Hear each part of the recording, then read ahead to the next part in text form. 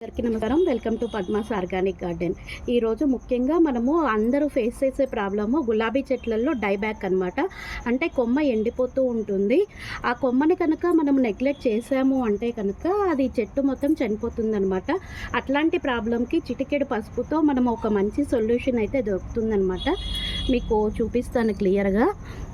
ఇక్కడ చూసారు కదా, ఈ గులాబీ కొమ్మ ఇది ఎండిపోతుందనమాట. ఇప్పుడు మనం నెగ్లెక్ట్ చేసాము అంటే కనుక చెట్టు మొత్తం కూడా ఎండిపోతుంది. మీరు చేయాల్సింది ఏమి అంటే ఈ ఎక్కడైతే ఇలా ఎండిపోయి ఉందో అంతవరకు ఇట్లా కట్ చేసేసేయండి. ఇట్లా ఎండిపోయిన కొమ్మల్ని మనము చెట్టుకి అట్లా మనము ఉంచకూడదు. మీకు ఇక్కడ ఇంకా చూపిస్తాను. ఇది చూసారు కదా, ఇట్లా బ్లాక్ వచ్చిన చోతంట ఇట్లా ఇంతవరకు కట్ చేసి, పసుపు ప్రతి ఇళ్ళల్లో మనకి ఉంటుంది. ఈ పసుపుని ఇట్లా పెట్టేసేయాలన్నమాట.